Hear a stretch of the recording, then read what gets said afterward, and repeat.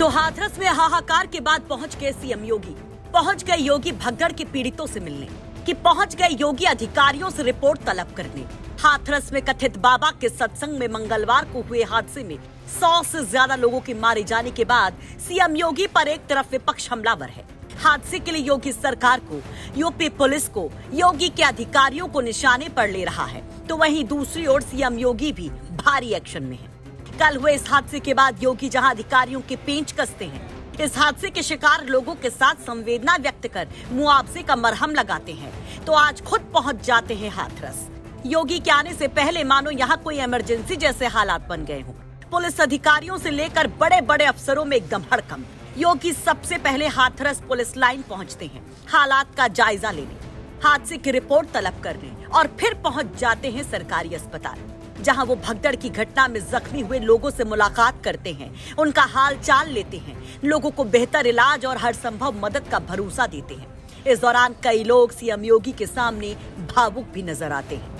आपको बता दें कि इस हादसे में इस रिपोर्ट को तैयार करते वक्त तक 121 लोगों के मारे जाने की पुष्टि प्रशासन की ओर से की जा चुकी है, जबकि सैकड़ों लोग घायल हैं, जिन्हें हाथरस के साथ साथ आसपास के जिलों में अस्पतालों में भर्ती करवाया गया है। आपको बता दें कि घटना की जांच के लिए अतिरिक्त पुलिस महानिदेशक आगरा और अलीगढ़ मंडल आयुक्त की एक टीम गठित की गई है, जो हादसे की वजहों की तलाश कर रही है।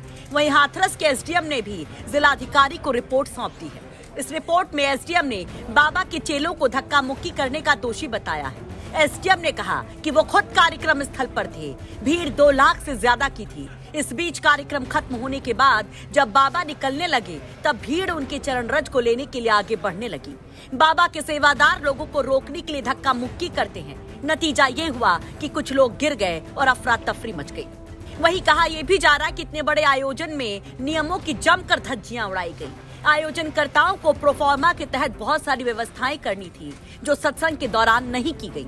एग्जिट एंट्री पॉइंट नहीं बनाया गया, कहीं कोई मार्किंग नहीं की गई, इमरजेंसी रास्ता तक नहीं बनाया गया, 80,000 के हिसाब से मेडिकल टीम भी नहीं थी, कम से कम 5 एम्बुलेंस होनी चाहिए थी, वो भी नहीं थी, भीड़ के हिसाब से कूलर पंखे नहीं थे, वॉलंटियर की संख्या नहीं थी, प्रशासन की तरफ से फोर्स भी कम थी, पुलिस ना के बराबर थी, खाने पीने का इंतजाम नहीं था, बाबा का काफिला जिस रास्ते से गुजरा वहाँ कोई बैरिकेडिंग नहीं थी, आयोजनकर्ताओं द्वारा जो परमिशन ली गई उसमें इन सभी बातों का जिक्र नहीं था। पूरे मैदान को समतल करके कम से कम 10 एकड़ जगह को बराबर करना था, वो भी नहीं था। सवाल बड़ा है कि जब इतना कुछ नहीं था तो परमिशन कैसे मिल गई। वही सवाल पुलिस के एफआईआर को लेकर भी उठ रहे हैं। इस पूरे हादसे में दर्ज एफआईआर में बाबा का नाम तक नहीं, बाबा कहाँ है इसकी कोई जानकारी नहीं। आपको बता दें कि हाथरस में हुए हादसे में चौकी इंचार्ज पोरा ब्रजेश पांडे की तरफ से जो एफआईआर दर्ज कराई गई है सिकंदराबाद थाने में, उसमें मुख्य सेवादार देव प्रकाश मधुकर और अन्य अज्ञात सेवादारों के खिलाफ केस दर्ज है। सवाल ये कि सीएम योगी जब एक्शन में है, तो क्या ये जो कुछ भी छुपाने ढकाने की कोशिश हो रही है, जिन अधिकारियों की वजह से इतना बड़ा हादसा हुआ, क्या उन पर भी मामला दर्ज होगा, क्या वो भी मपेंगे? सवाल सबसे बड़ा कि योगी क्या कहेंगे, क्या एक्शन लेंगे। ब्यूरो रिपोर्ट, यूपी तक।